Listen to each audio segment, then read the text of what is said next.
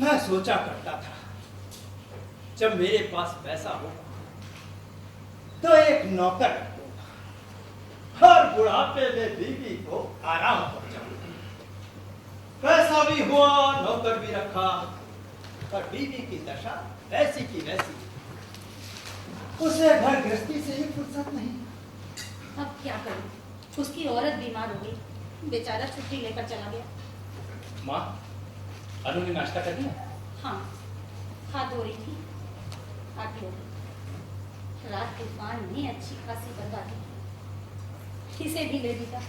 तुम परेशान मत, सब ठीक हो जाए। न जाने सिर में कैसा अजीब सा दर्द होगा। मैं दवा ला दूंगा। सब कुछ एक साथ घट रहा है। इसी महीने शरद का जन्मदिन है, इसी महीने के पेड़ गिरा अंतिम। अभी भंडार घर में जाके देखा, कोने में उसका बैग पड़ा हुआ था। कितने दिनों से उस पर नजर ही नहीं गई। माँ, अब उसे भूल जाओ। ये अनु नहीं आई?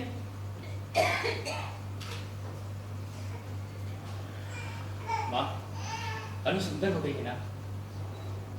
हाँ, मुझे वो पसंद है। वो अभी तक शरद का इंतजार कर रही है।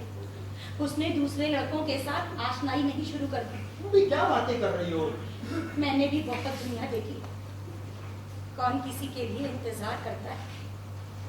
अब तो तुम समझ गए ना, मैं पागल नहीं हूँ। अनु अभी तक कुंवारी है, इसका आपने ये मतलब कैसे लगाया कि वो शरद का इंतजार कर रही है? और नहीं तो क्या? क्यों? कुंवारी रहने के और बहुत से कारण हो सकते हैं। जैसे? पता नहीं, कुछ भी हो सकता है।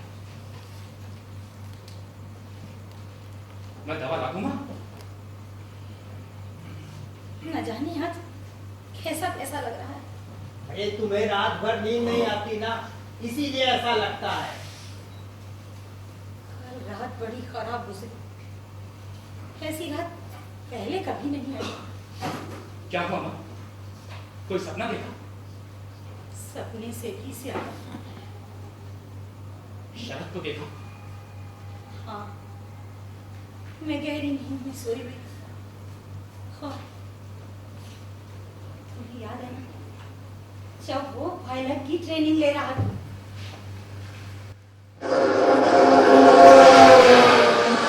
ऐसे एकदम छत के ऊपर से गुजर जाएगा। जहाज में से उसका चेहरा एकदम साफ दिखाई पड़ता था। ऐसा ही कल रात मैंने उसे देखा। बस वो केवल थोड़ा दूर था, बादलों के पार।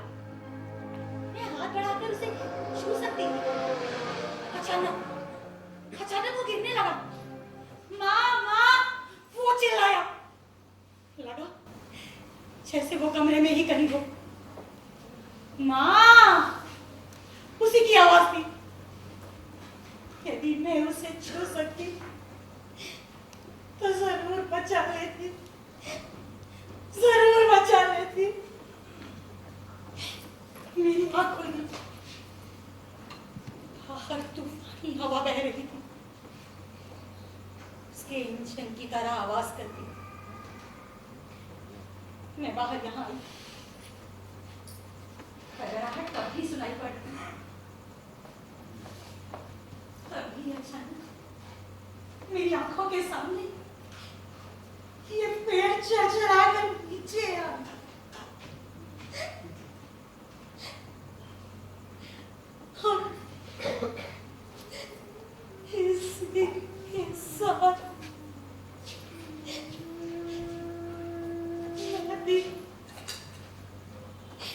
देखा, हम लोगों को उसकी याद में ये पेड़ नहीं लगाना चाहिए था।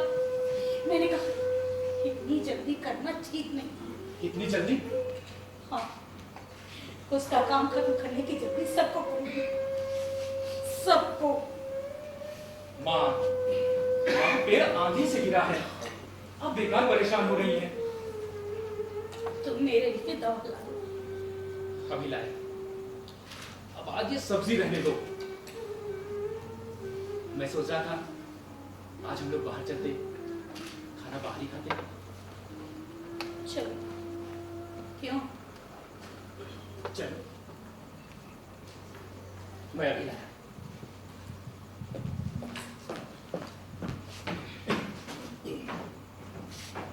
प्रदीप ने अनु को क्यों बुलाया? अरे तुम बेकार परेशान हो रही हो। 4 साल से वो बम्बई में थी, अचानक। अरे हो सकता है, देखो हो सकता है कि प्रदीप अनु से ऐसे ही मिलना चाहता हो।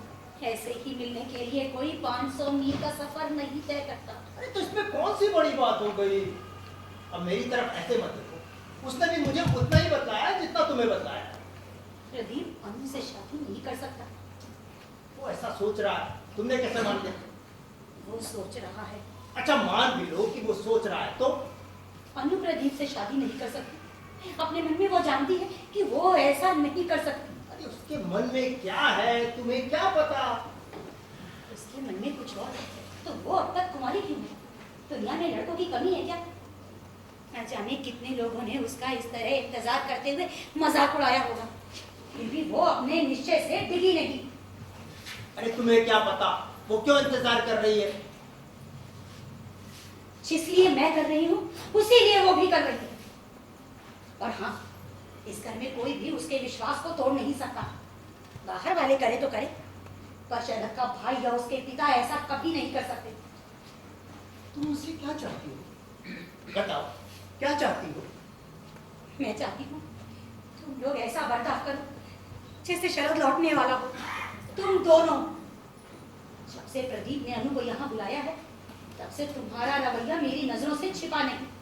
पर इस घर में कोई ऐसी वैसी बात मैं नहीं होने दूंगी, कह देती हूँ। तुम तो बस। और यदि वो नहीं लौटने वाला तो मैं अपनी जान दे दूंगी। ये पेड़ उसी रात की होगी ना जिस रात अनु आई। इन बातों का कुछ मतलब होता है। देखो, इसे देखो।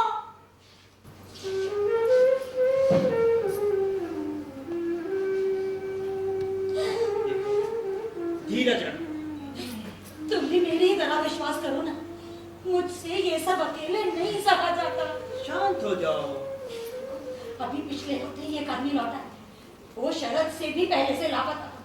तुम्हें खुद अखबार में पढ़ा था। हाँ पढ़ा। तुम्हें तो सबसे ऊपर विश्वास करना पड़ेगा। तुम्हें क्यों? मुझे सबसे ऊपर क्यों विश्वास करना पड़ेगा? मैंने क्या कुछ चोरी की है या मैं कुछ छिपा रहा हूं? नहीं, मैंने ऐसा तो नहीं कहा।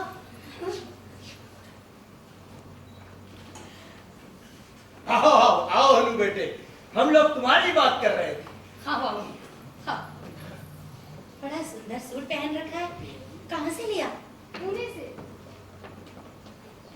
ये पेड़ नहीं बड़े हो गए? बड़े नहीं होंगे, इतने साल गुजर गए हैं। इतने सालों में हम लोग न जाने कहां से कहां पहुंच गए। तुम्हारी माँ को बम्बई कैसा लगा? अरे हमारा झूला क्यों उतार डाला?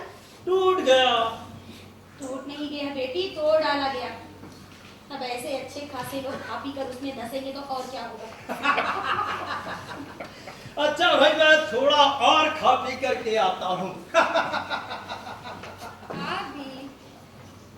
नमस्ते। अनु, ये डॉक्टर गुप्ता। नमस्ते। प्रदीप आपके बारे में अक्सर लिखा करते हैं। देखो इसकी बात पर रत्ती भर विश्वास मत करना, इसे तो हर कोई अच्छा लगता है। लगता है जैसे कहीं कुछ बदला ही नहीं। माँ बाबूजी अभी भी वैसे ही। तुम और भैया अलजबरा कर रहे हो। शरद मुझे अंग्रेजी पढ़ा रही है। सच कितने प्यारे थे वे दिन। अनु, कहीं तुम मुझसे मकान खाली कराने के लिए तो नहीं आई हो?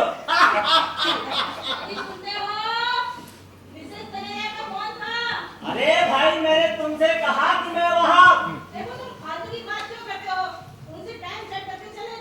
अच्छा बाबा अच्छा।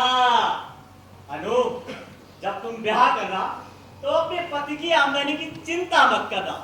अब देखो ना, शांति के कहने से 10 रुपए फीस के लिए मुझे आज छुट्टी के दिन भी बनर्जी क्या जाना पड़ा। अभी जाते हो कि नहीं? अरे बाबा जा रहा हूँ। अपना बैग तो ले लूं।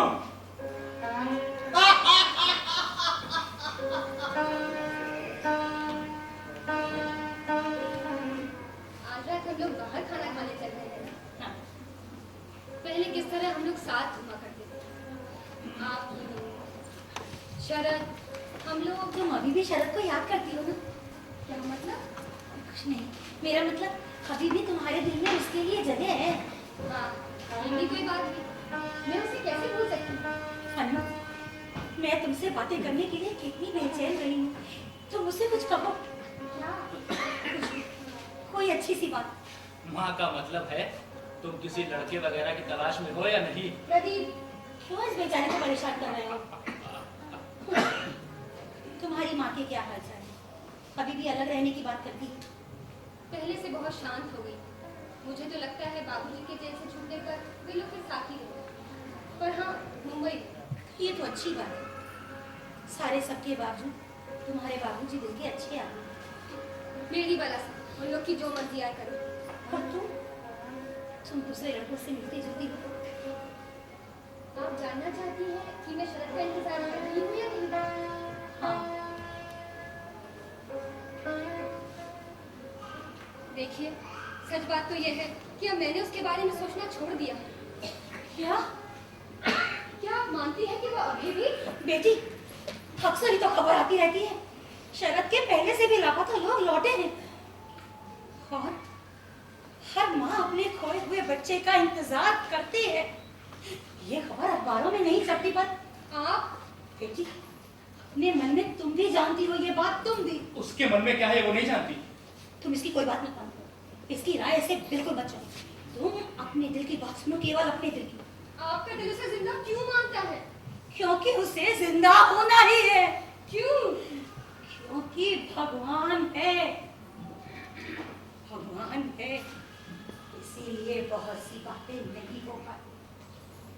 भगवान ना होता तो बहुत कुछ हो सकता।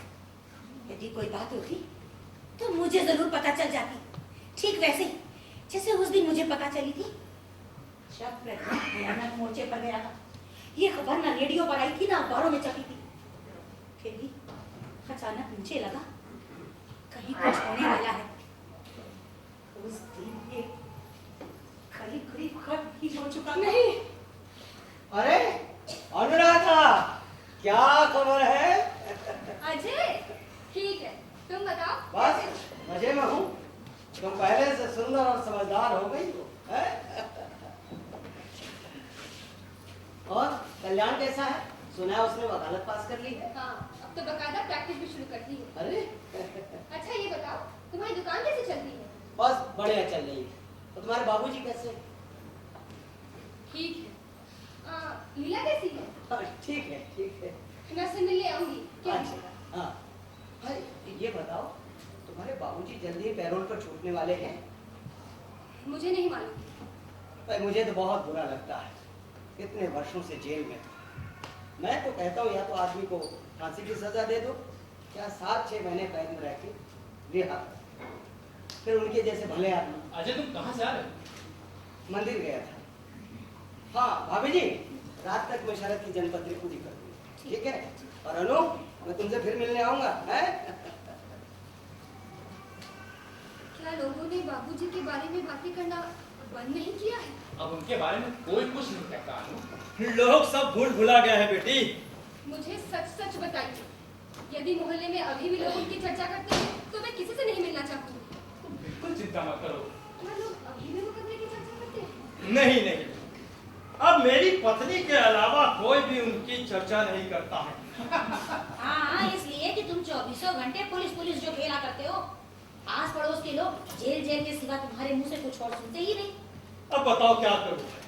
भाई जब मैं जेल से छूट करके आया तो मोहल्ले के सारे बच्चे मुझे घेरे रहते थे जेल की बातें जानने के लिए। मैं क्या करता? क्या करते? लड़कों को तंगे लाला कर बांटे, बैज दिए, अपनी बंदूक निकाल कर दिखाई। तुम तो बच्चों के साथ बच्चा बन जाते। आप लोग ऐसी बातों पर ऐसे हंस भी लेते हैं, कितनी अच्छी बात है। तुमने क्या सोचा था?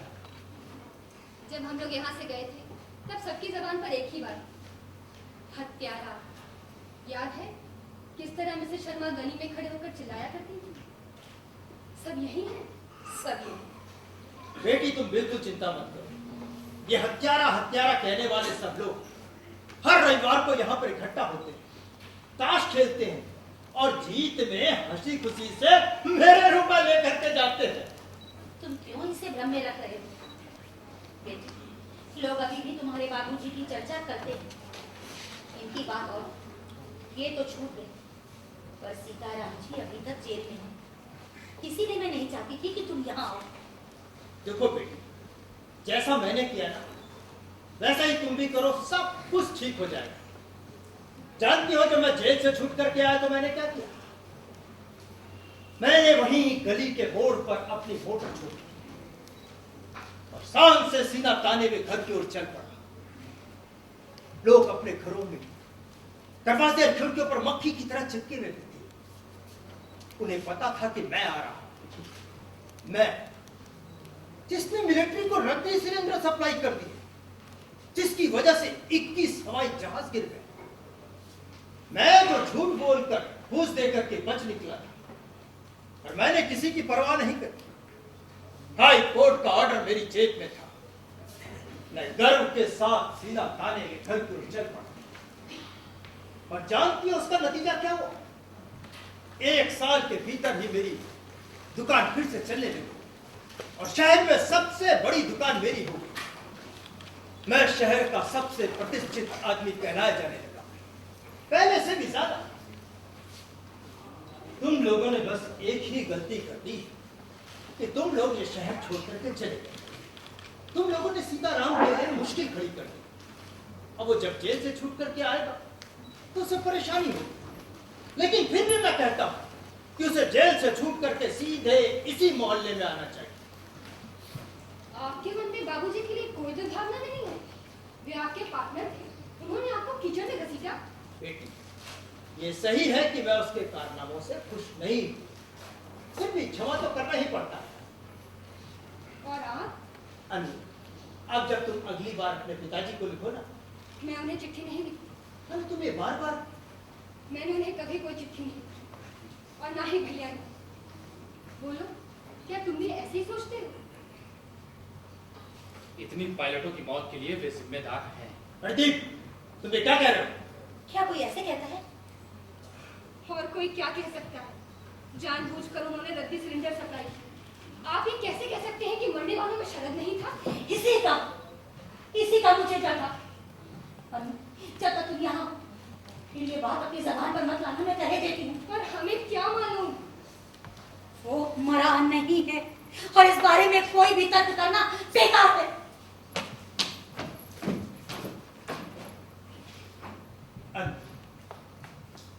तुम अच्छी तरह से जानती हो कि वो सिलेंडर P40 प्लेन और शरद P40 प्लेन नहीं चलाता था।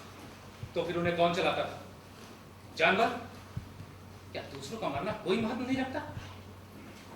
अनु बेटे, मैं तुम्हें सब कुछ सही सही बताता हूं, तुम दोनों ध्यान से सुनो।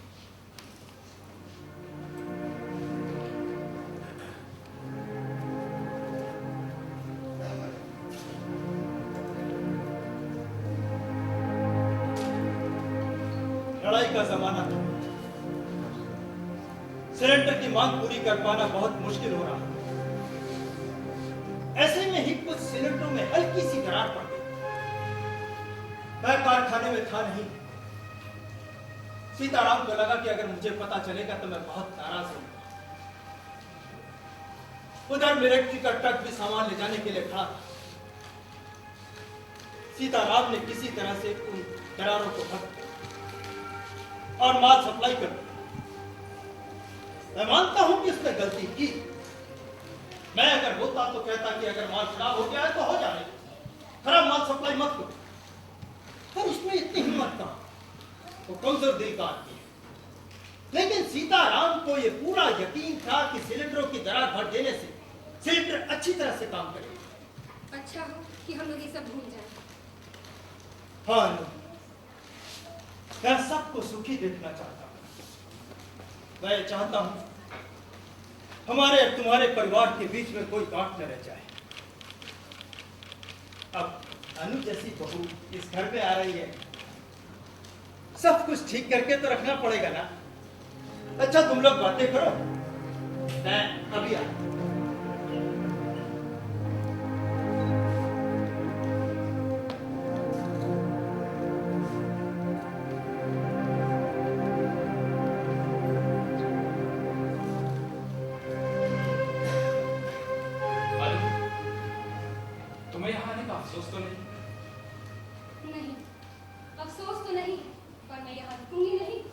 क्यों? सुना नहीं, माँ ने एक तरह से मुझे जाने का नोटिस दे ही दिया। अरे वो तो और जब से मैं यहाँ आई हूँ तुम भी कुछ बेचैन से दिख रहे हो। असल में मैं सोच रहा था धीरे धीरे तुमसे सारी बातें इत्मीनान से करूंगा, लेकिन ये लोग तो माने बैठे हैं कि हम लोग सब तय कर चुके हैं। मैं जानती, कम से कम माँ तो ऐसा मानती ही होंगी। तुमने कैसे जाना? उनकी दृष्टि से सोचो तो इसके सिवा मेरे यहाँ आने का और क्या कारण हो सकता है? मतलब तुम जानती हो मैंने तुम्हें यहाँ क्यों बुलाया? हाँ, जानती हूँ, इसीलिए तो आई हूँ। अनु, मैं तुमसे प्यार करता हूँ।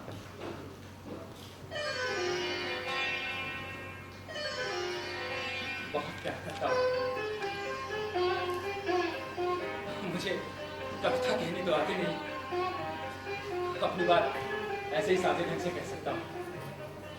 अब चाहता हूँ तुम भी मुझे स्वेच्छा से स्वीकार करो।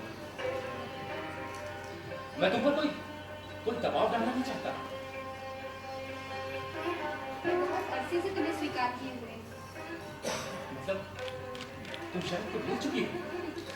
करीब 2 साल पहले एक लड़के से मेरी शादी की बात पक्की हो चली थी। तो तुमने की क्यों? तभी तुमने पत्र जो लिखने शुरू कर दिए। मतलब तुम्हें तभी आवाज मिल गया था? हाँ, तो कहा क्यों नहीं? मैं तुम्हारे कहने गया।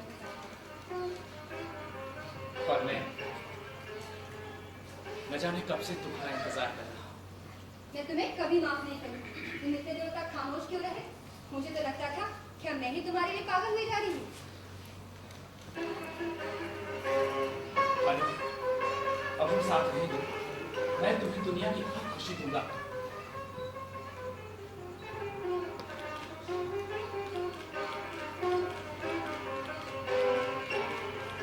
क्या हुआ? मुझे प्यार नहीं करोगे? घर को रहा हूँ। हाँ, पर शरद के बड़े भाई की तरह। तुम मुझे अपनी तरह प्यार करो, प्रदीप की तरह।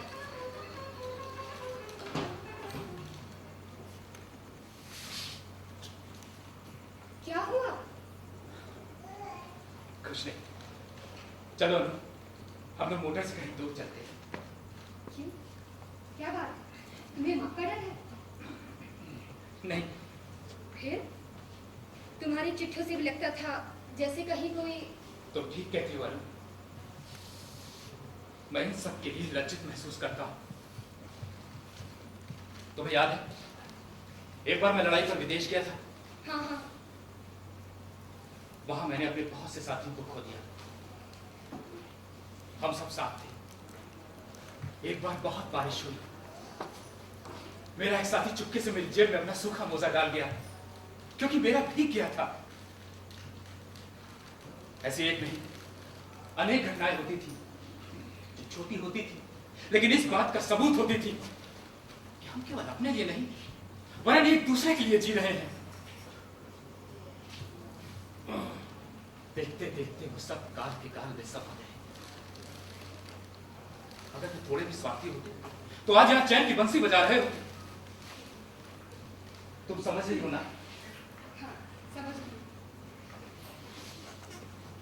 वहां इतना कुछ हुआ और यहाँ जैसे कुछ हुआ ही ना हो। उस बलिदान का कोई महत्व नहीं। मैं भी आया, बाबूजी के साथ काम में लग गया, लेकिन मुझे हमेशा लगता रहा कहीं मैं कुछ गलत कर रहा हूं। ये ऐशो आराम, गाड़ी, मोटर, नौकर, चाकर, कारखाना, ये सब मुझे काट खाते हैं। मुझे इनका भोग करने का क्या अधिकार है? ये लूट का माल है, इसमें निरीह लोगों के खून का ठप्पा लगा है। ये सब मुझे नहीं चाहिए। और शायद तुम भी इसमें शामिल थी। तुम्हें अब ये सब सोचना बंद कर देना एकदम। ये सारा वैभव तुम्हारा है, इसका भोग करने का अधिकार तुम्हें। मैं भी इसमें शामिल हूँ। और पैसा, उसमें क्या बुराई है? तुम्हारे बाबूजी ने इतने जहाजों के लिए सुंदर बना कर दिए। तुम्हें तो इस बात की खुशी होनी चाहिए। आखिर जो इतना करे उसे बदले में कुछ तो मिलना ही चाहिए। अनु, अनु, अनु तुम्हारे भाई का फोन। जाओ जल्दी जाओ। भैया का हाँ कोई खास बात? पता नहीं, कमला बात कर रही है, जल्दी जाओ नहीं ट्रंक कॉल का बिल हो जाएगा। मासी अभी कुछ कहना चाहिए या नहीं? मुझे तो बहुत डर लग रहा है। तो बिल्कुल चिंता मत करो, मैं रात को खाने के बाद माँ से बात कर लूंगा। अरे तुम लोग क्या खुसुर फुसुर कर रहे हो, जल्दी जाओ ना। जा रही हूँ।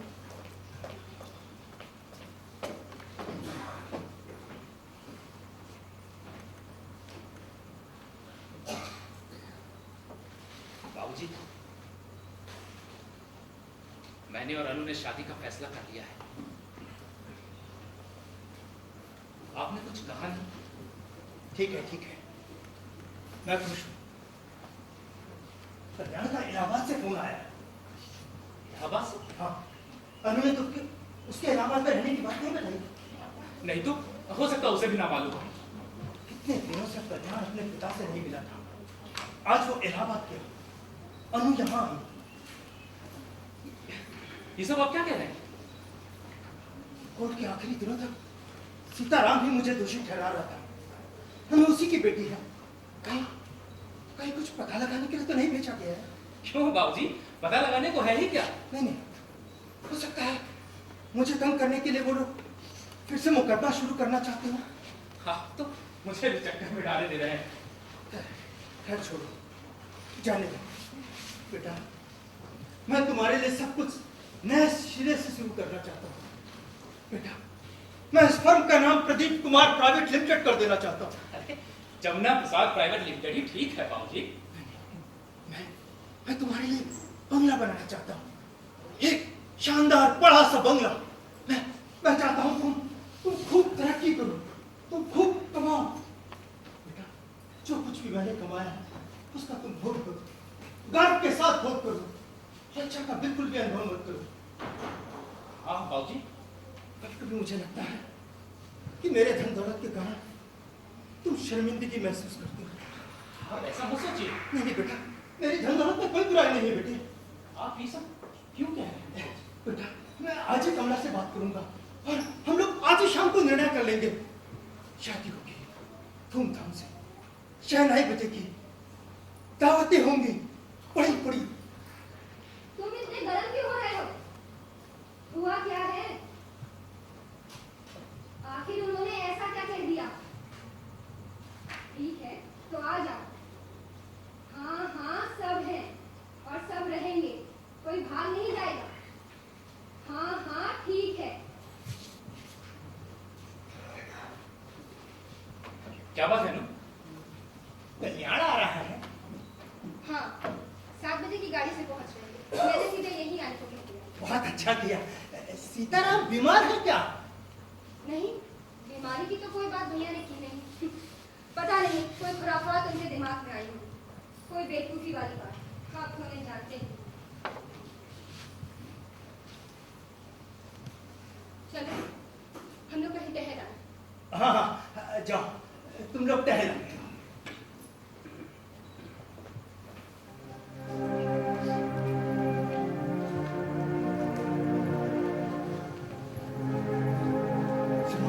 कल्याणी ने क्या कहा? वो कल से सीताराम के पास नहीं है, वो तुरंत अनु से मिलना चाहता है। क्यों? मुझे क्या पता, वो अब एक वकील है। कितने वर्षों तक उसने एक पोस्ट कार्ड तक नहीं डाला और अब अचानक हवाई जहाज से बंबई से इलाहाबाद आता है। तो क्यों?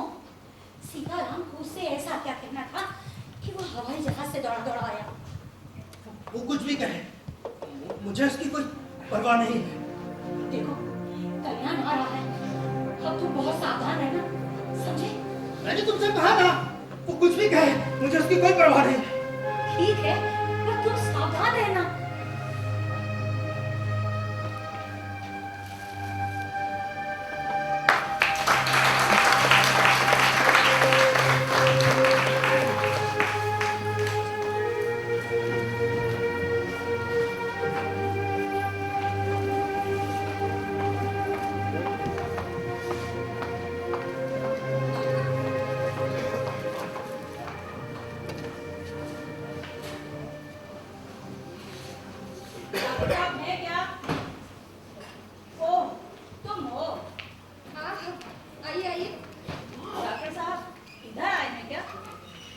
भैया को लेने स्टेशन तक गए थे। कोई तैयार नहीं था, सो खुद ही चले गए। मैंने स्टेशन जाने को कहा तो कहने लगे बड़ी गर्मी है, और अब स्टेशन जाने को झट तैयार हो गया। उफ, ये मर्द भी ना घर का कामकाज करते जान निकलती है, और दूसरा काम करने के लिए चारों हाथ पीछे तैयार। इस घर का काम करने को तो सभी हमेशा से तैयार रहते हैं। क्या तुम्हारे भाई यहाँ पक्का करने आ रहे हैं? पता नहीं, हो सकता है। भाई तुम हो किस्मत पर, अच्छा खासा रोमांटिक काम करने जा रही हो, अपने मंगेतर के बड़े भाई से ब्याह। असल में प्रदीप की मैं हमेशा से इज्जत करती रही। वो जो कहते हैं उसमें सच्चाई होती है।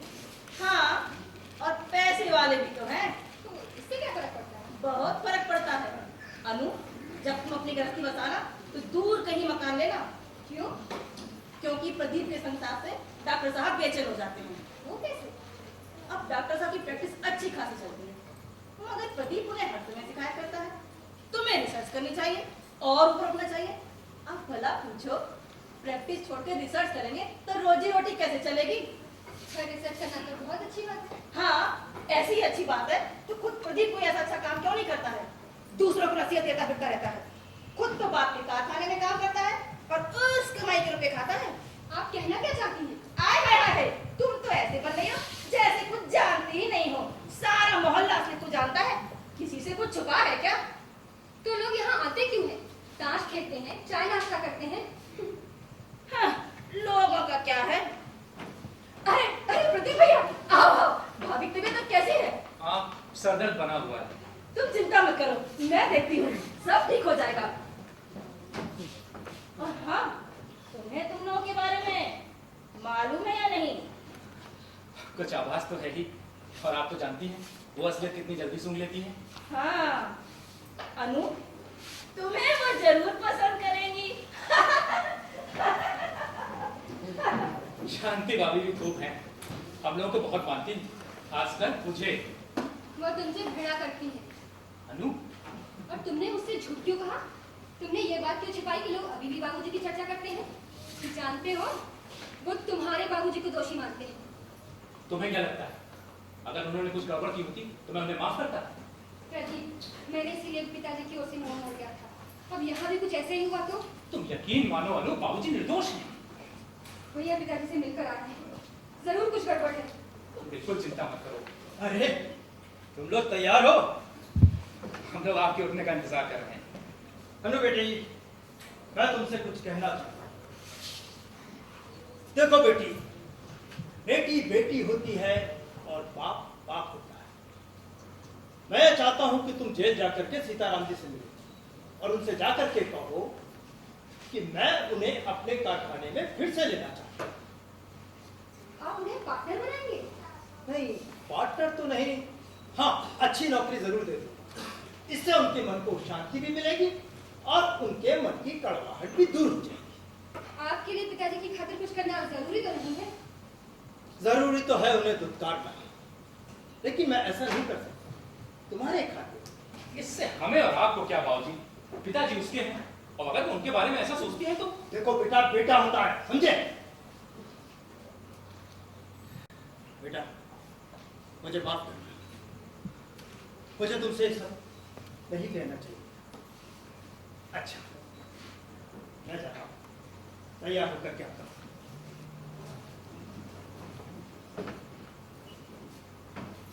अभी कल्याण कहाँ है? बाहर गाड़ी में है। मेरी मानो उसको यहाँ पर बुलाओ। क्यों? देखो, अनजान मत बनो। तुम अच्छी तरह जानती हो कि वो यहाँ क्यों आ रहा है। प्रदीप, उसकी आंखों में खून उतर आया है।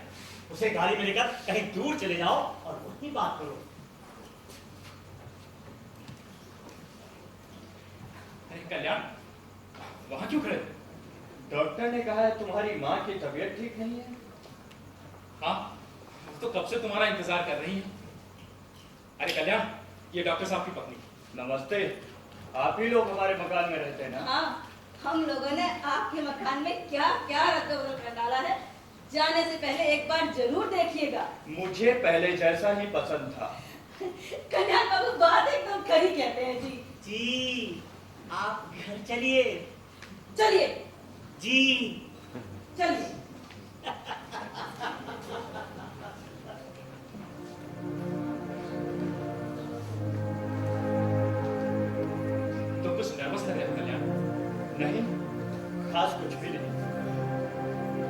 तुम अब बहुत बड़े आदमी हो गए हो ना।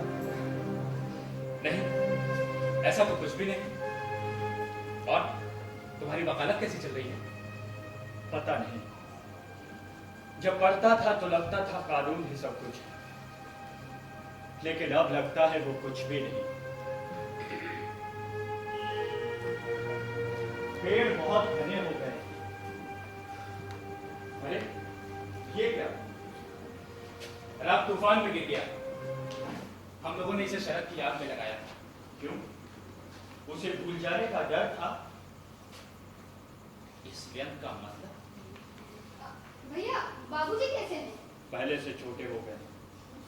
छोटे? हाँ, छोटे। अब वे एक अदना इंसान है। दूध पीतों के साथ ऐसा ही होता है। अच्छा हुआ आज उनसे मिल आया, वरना कौन जाने साल 2 साल और चले ना चले। क्या हुआ कल्याण? कोई खास परेशानी? परेशानी यही कि अगर एक बार किसी को दूध पीता बच्चा बनाना चाहो तो बना लो, लेकिन दोबारा वही नहीं करना चाहिए।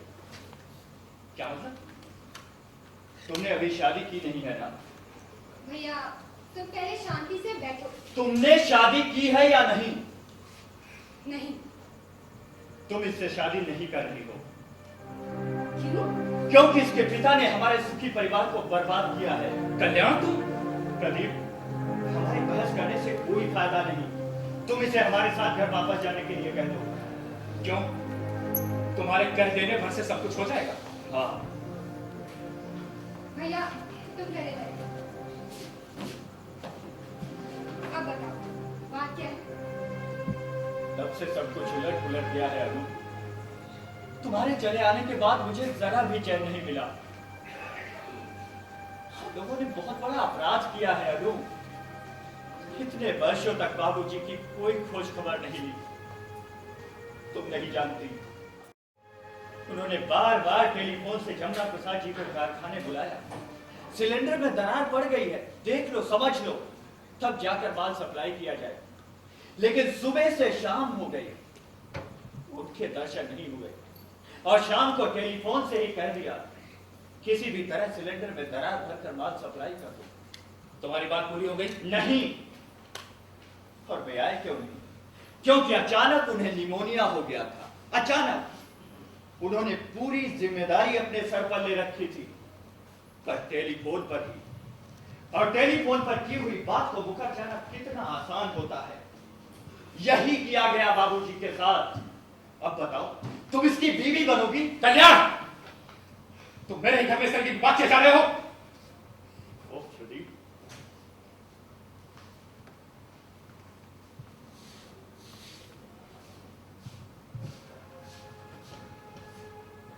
तुम्हें अच्छी तरह जानते हो कि तुम्हारे पिताजी के बिना सब कुछ छीन लिया।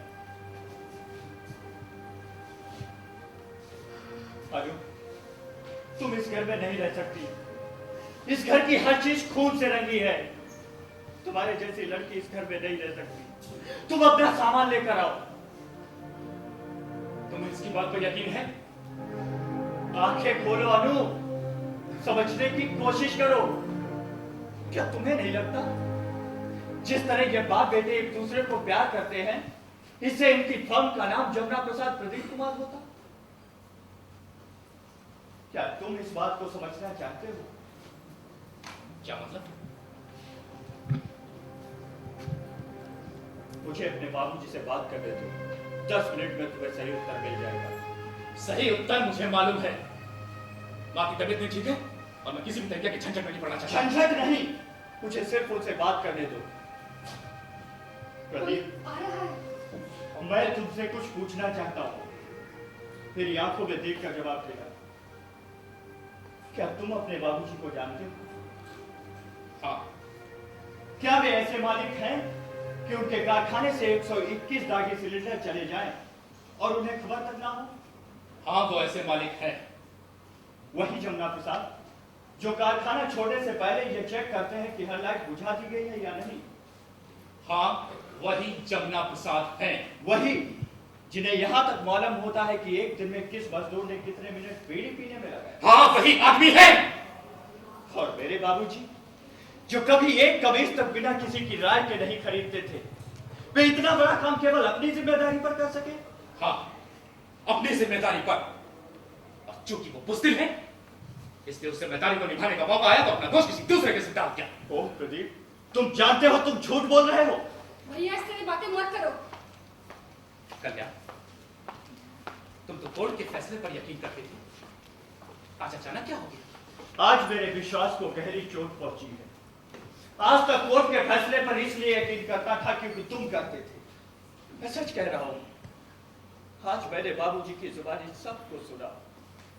वो बात कुछ और ही है। तुम्हारे पिताजी ने मेरा सब कुछ छीन लिया कल्याण, पर वे इसे नहीं छीन सकते। तुम अपना सामान लेकर आओ। इस घर की हर चीज खून से रंगी है। तुम्हारे जैसी लड़की इस घर में नहीं रह सकती। कोई आ रहा है और अब तुम कुछ नहीं कहोगे, समझे?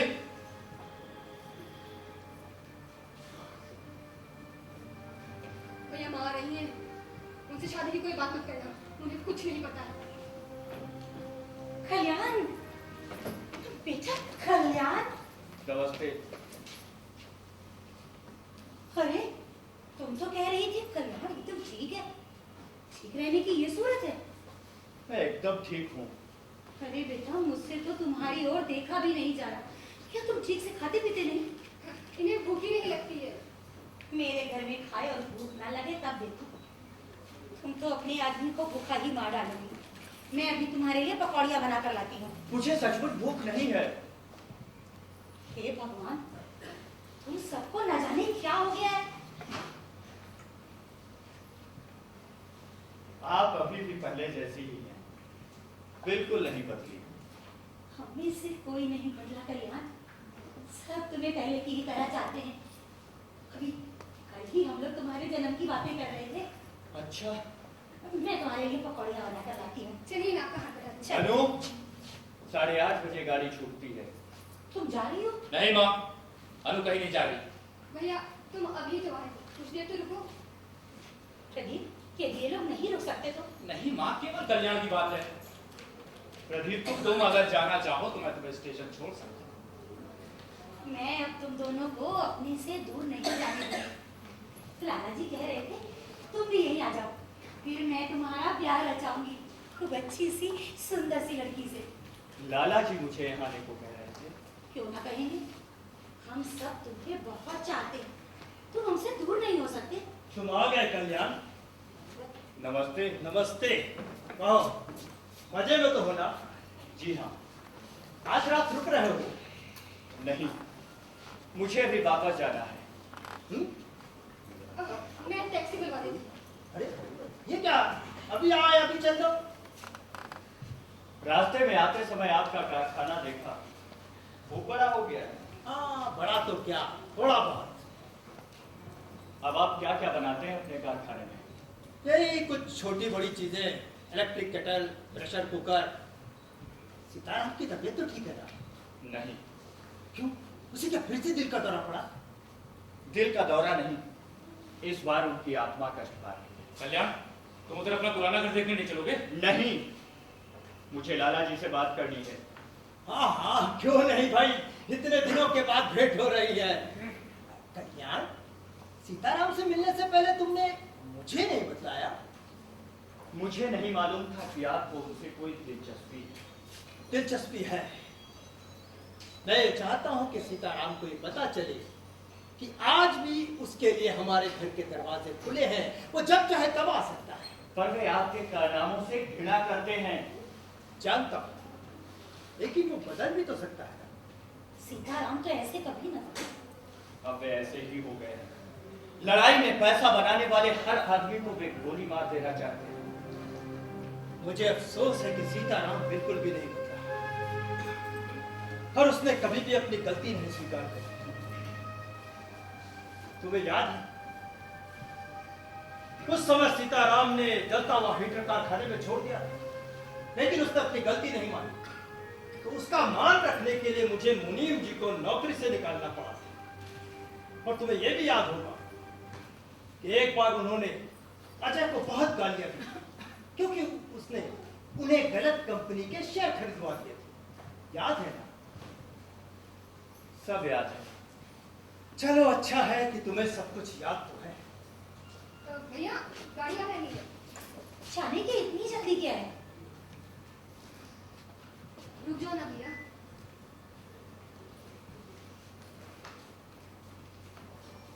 अच्छा, रुक जाता हूँ। हाँ, अब हुई ना कायदे की बात। शाबाश। सच बोल, मुझे जितना अपनापन इस घर में लगता है उतना कहीं नहीं, कहीं कुछ बदला ही नहीं। आप अभी भी पहले जैसी ही हैं।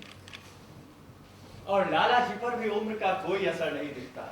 भाई मैं तुम लोगों से तंदुरुस्त हूँ, बुढ़ापे को अपने पास फटकने भी नहीं देता। पिछले 15 वर्षों में इन्हें कभी सर्दी तक नहीं हुई।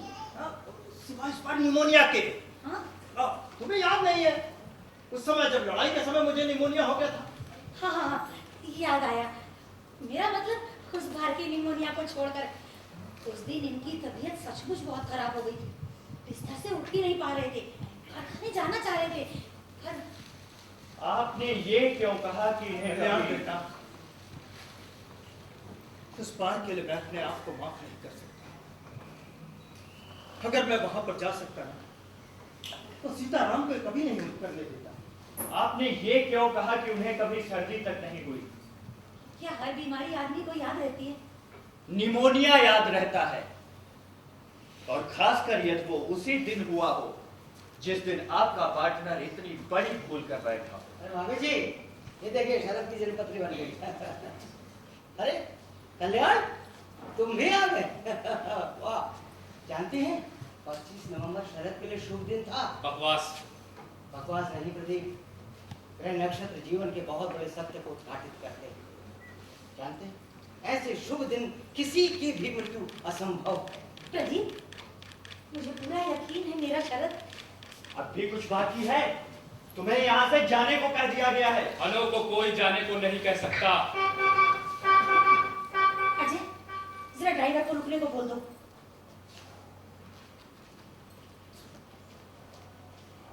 मैंने तुम्हारा सब सामान रख दिया है। क्या? मुझे प्रदीप ने बुलाया था और मैं इनके कहे बिना यहाँ से नहीं जाऊंगी।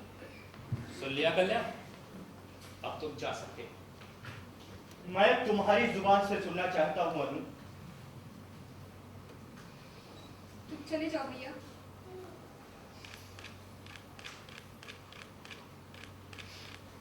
भैया रुको, भैया भैया मेरी बात सुनो भैया।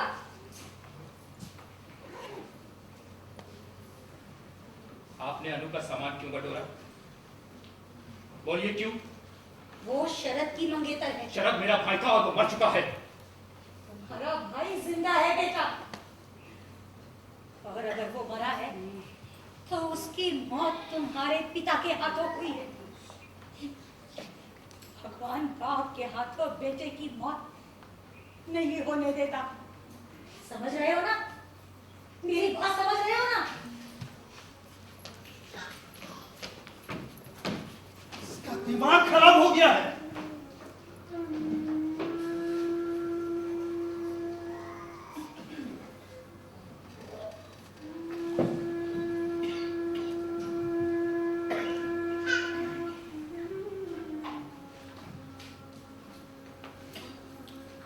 तो वो सब आपने किया? तुम अच्छी तरह से जानते हो शरद P40 प्लेन नहीं चलाता था। और दूसरे? कमला पागल हो गई है। आप ऐसा कैसे कर सके भाजी? कैसे? तुम्हें क्या हो गया बेटा? आपने 21 लड़कों को मार डाला, उनकी हत्या की है। नहीं, मैंने किसी को नहीं मारा। मैंने किसी की हत्या नहीं की है। तो फिर आपने क्या किया? मुझे सही सही बताइए, मुझे सब कुछ जानना है। आपने क्या किया? बेटा, मैं क्या करता अगर मैं माल सप्लाई नहीं करता तो मेरा टेंडर कैंसिल कर दिया जाता। 40 वर्षों के घोर परिश्रम के बाद जो कुछ भी मैंने जमा किया था सब 5 मिनट में खत्म हो जाता। बेटा, मैं तुम्हें ईमानदारी से बताता हूं, मैंने कभी नहीं सोचा था वो सिलेंडर जहाज पे लगा दिए जाएंगे। मैंने सोचा था कि उनकी गलतियों का पता चल जाएगा और वो रद्द कर दिए जाएंगे। तो फिर आपने भेजे ही क्यों? जब 1 सप्ताह तक कोई शिकायत नहीं आई तो मैं घबराया। मैंने सोचा कि मैं खुद ही उन्हें जाकर के बता देता हूं। तो आपने कहा क्यों नहीं बाबूजी? तीर हाथ से निकल चुका था। वो सिलेंडर जहाज में लगा दिए गए थे और 21 जहाज नीचे आ गए।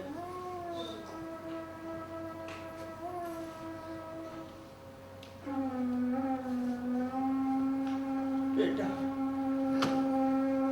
ये सब कुछ मैंने तुम्हारे लिए ही किया बेटा।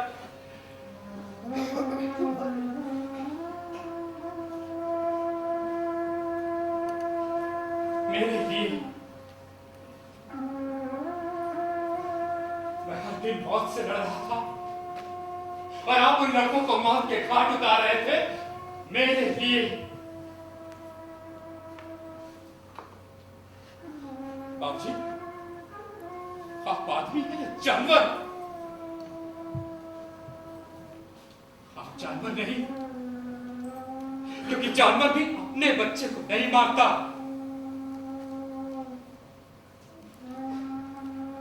आपके लिए देश कुछ भी नहीं, देश के दूसरे लोग कुछ भी नहीं।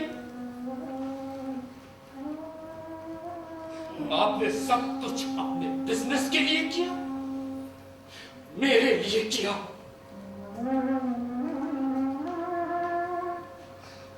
मैं क्या करूं?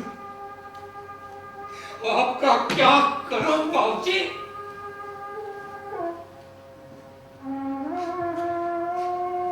जी तो करता है,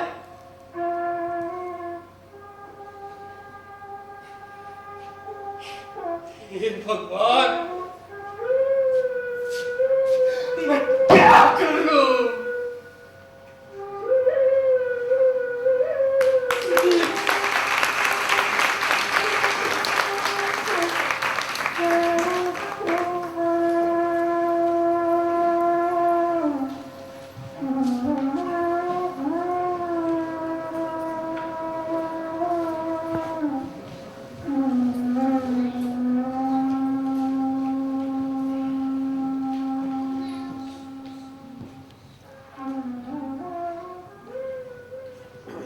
अरे भाभी जी,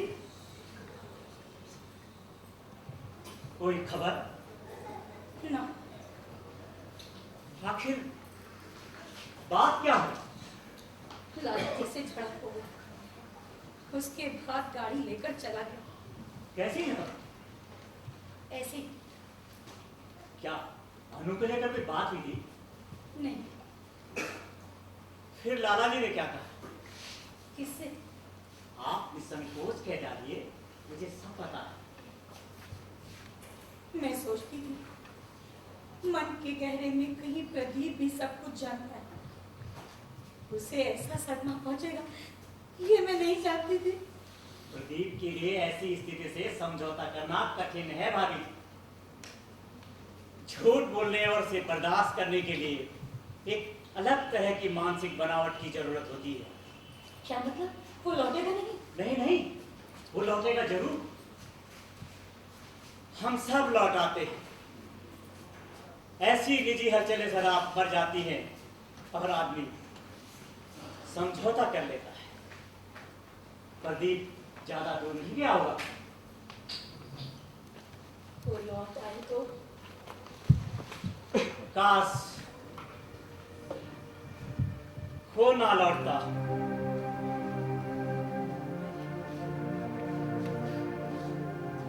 जानती है, एक बार मैं भी घर बार छोड़कर चला गया। साल भर रिसर्च करता रहा। वही एक समय ऐसा था जब मैं बिना किसी विघ्न बाधा के वो सब कर सका जो मैं करना चाहता था। सच। फिर शांति आ गई।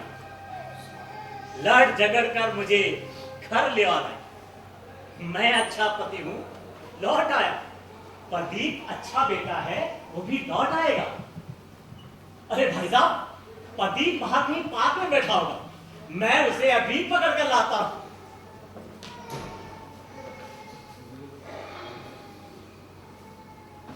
डॉक्टर का इतना आना जाना मुझे बिल्कुल पसंद नहीं है। उसे सब मालूम है। कैसे? उसने बहुत पहले अनुमान लगा लिया। देखो, आप बच निकलना मुश्किल। मैं क्या करूं? मैं क्या करूं? तुम भी बताओ, मैं क्या करूं? मैं सोच रही थी कि यदि वो लौट आए तो यदि क्या मतलब? वो लौटेगा?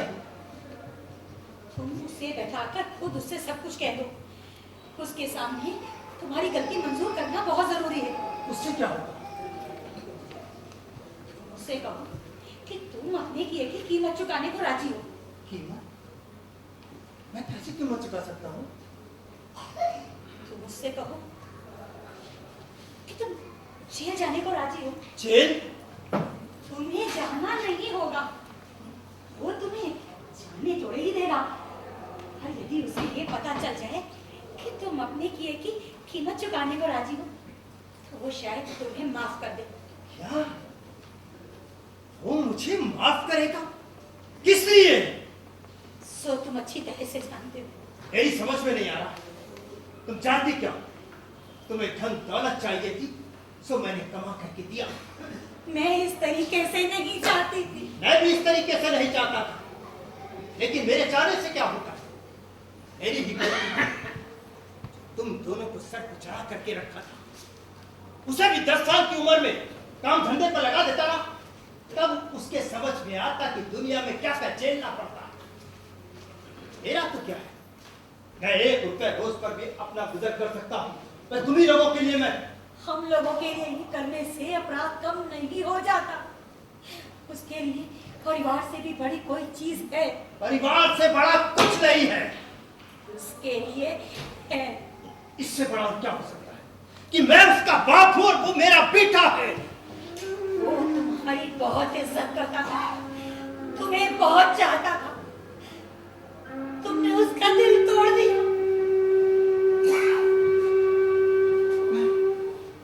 मैं क्या करूं? मैं क्या करूं?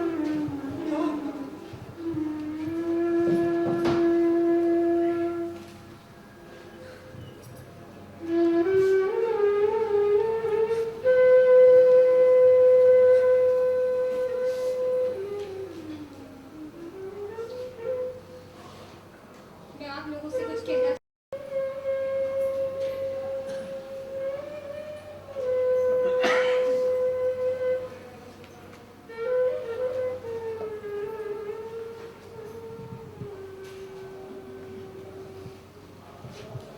मैं आप लोगों के लिए कुछ नहीं करूंगी और आप लोगों को मेरे लिए कुछ करना होगा।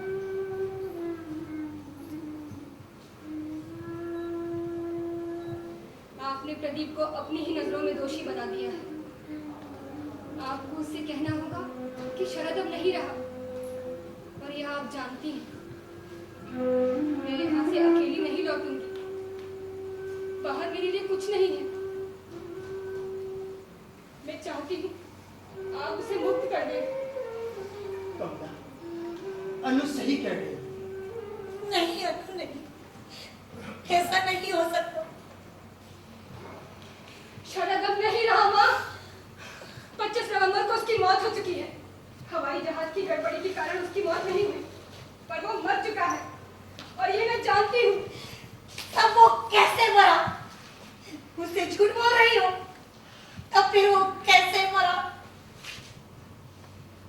बाबूजी, आप भीतर जाइए। क्यों? मैं कह रही हूँ आप भीतर जाइए।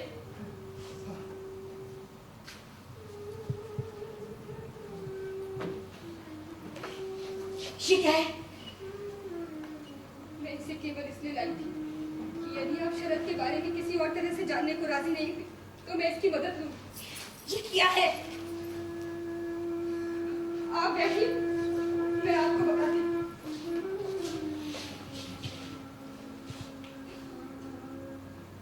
इसे शरद ने अपनी अंतिम घड़ी से कुछ देर पहले लिखा था। मैं आपको पीड़ा नहीं पहुंचाना चाहती थी, पर आपने मुझे मजबूर कर दिया। ये भगवान!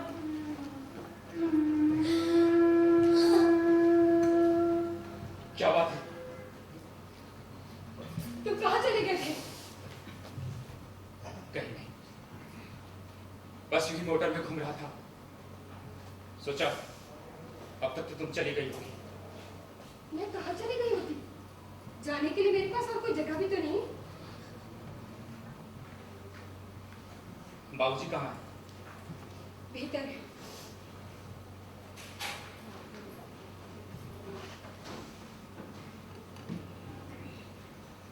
माँ,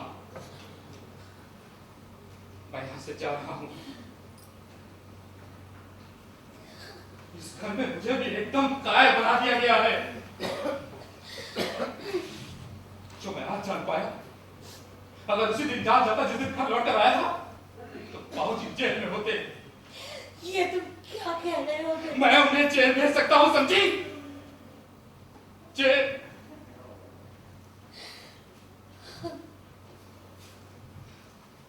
पर नहीं, मुझमें इतनी इंसानियत कहां बची जो मैं ऐसा कर सकूं। मैं भी दुनियादार बन गया हूं। पर दुनियादार तो वो नहीं होता जो लड़ाई में अपनी जान कुर्बान कर देता है। मैं दुनियादार बन गया हूं और अपने ऊपर थूकता हूं।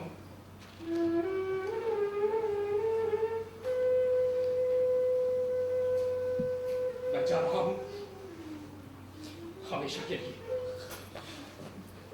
मैं तुम्हारे साथ चलूंगी। नहीं, मैं बाबूजी के लिए कभी कुछ नहीं कहूंगी। तुम कहोगी। मैं कसम खाती हूँ, मैं कभी कुछ नहीं कहूंगी। मुंह से ना बोलो, लेकिन दिल में तो सोचोगी। तो ठीक है, जो मर्जी आए करो।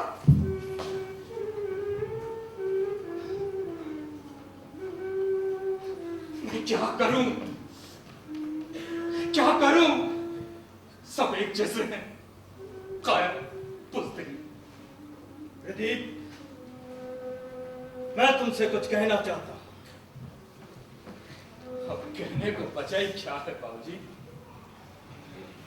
तुम मुझे जेल भेजना चाहते हो ना? बोलो, क्या मेरी जगह वही है? बोलो, मुझे बताओ, किस व्यक्ति ने लड़ाई में कमाई नहीं करी?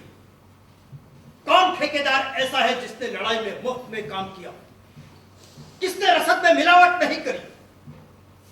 किसने रसद मुफ्त में बांटा है? किसने बहते हुए समुद्र में हाथ नहीं दिया? बताओ, इस दुनिया में पैसा पैसा ही रहा है, चाहे वो लड़ाई हो या अमन। अगर तुम मुझे जेल भेजना चाहते हो तो तुम्हें आधे देश को जेल भेजना होगा। और इसीलिए तुम मुझसे कुछ नहीं कह पाती हो।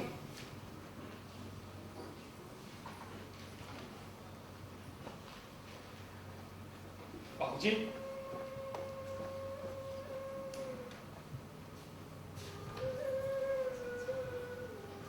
मैं जानता हूं आप दूसरों से बुरे नहीं, लेकिन मैं आपको दूसरों से अच्छा मानता था।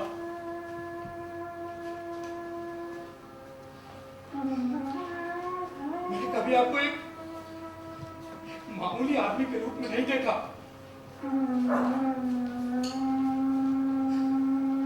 मैंने अपने पिता के रूप में देखा है बाबूजी। अपने पिता के रूप में देखा है बाबूजी।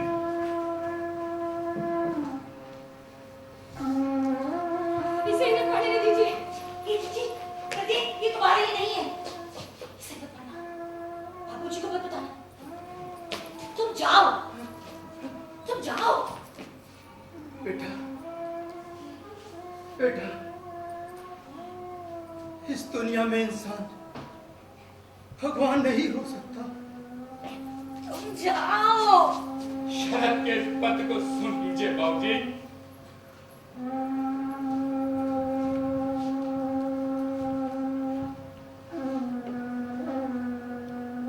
प्रिय अनु, जो कुछ इस समय मैं महसूस कर रहा हूं उसे लिखना असंभव है, पर तुम्हें बताए बिना मुझे चैन नहीं मिल रहा। कल शाम को डाक मिली, अखबार भी। लाला जी और तुम्हारे बाबूजी के केस की खबर हेडलाइन में थी। मैं कह नहीं सकता मुझे कितनी तकलीफ हुई। तब से मेरा दिमाग काम नहीं कर रहा है। सचमुच क्या जिंदगी की कोई कीमत नहीं? यहां लोग मक्खियों की तरह मर रहे हैं और वहां सब पैसे बनाने में जुटे हैं। लज्जा के मारे मैं किसी को मुंह दिखाने के लायक नहीं रहा। मैं अभी मोर्चे पर जा रहा हूं, कभी ना लौटने के लिए। शायद मैं लापता करार दिया जाऊं। यदि वैसा हो तो तुम मेरा इंतजार मत करना। अनु, मैं सच कह रहा हूं, यदि बाबूजी इस समय होते तो मैं उनका गला घोंट देता।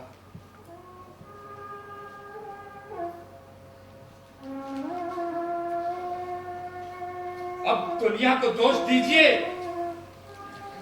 इस पद का मतलब समझ में आ रहा है?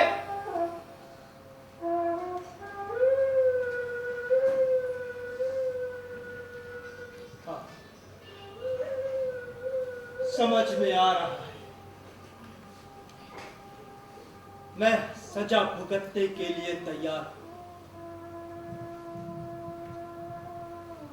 ये सच है, वो मेरा बेटा था,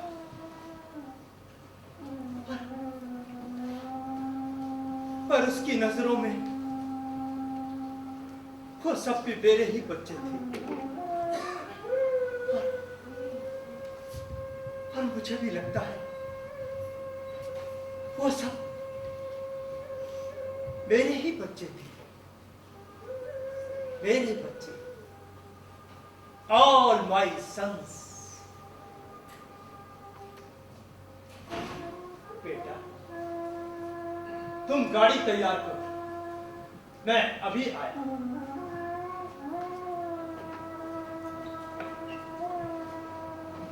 प्रति, उन्हें मत ले जाओ। मैं उन्हें ले जा रहा हूं मां। अब कुछ तुम्हारे ऊपर है।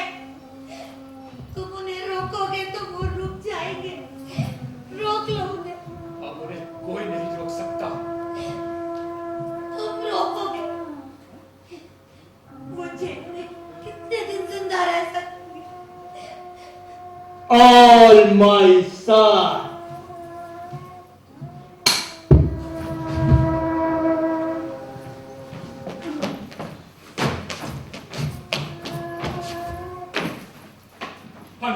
डॉक्टर को बुलाओ।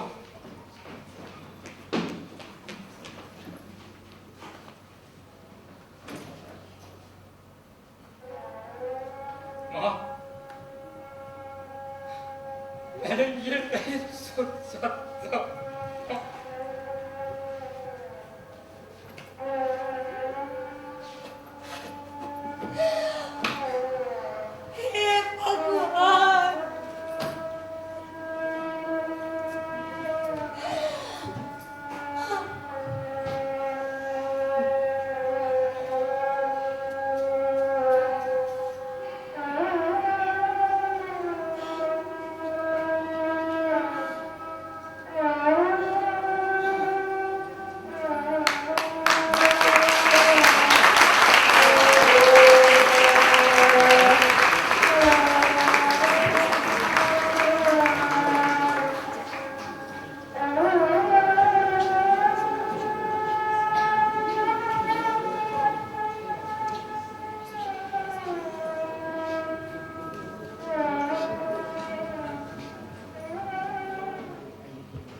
ये थी मंचकृति की नाट्य प्रस्तुति मेरे बच्चे।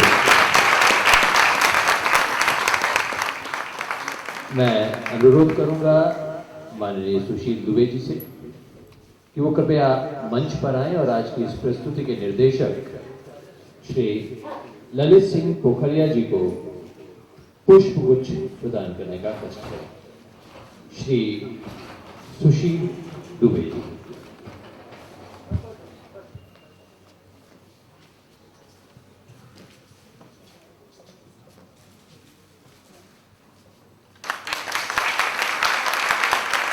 मैं मंच पर आमंत्रित कर रहा हूं अध्यक्ष अखिल भारतीय अवधि विकास संस्थान माननीय राजेश जायसवाल जी को कि वो कृपया मंच पर आए और आज की संस्था मंचकृति के अध्यक्ष डॉक्टर DC पांडे को स्मृति चिन्ह प्रदान करने का कष्ट करें।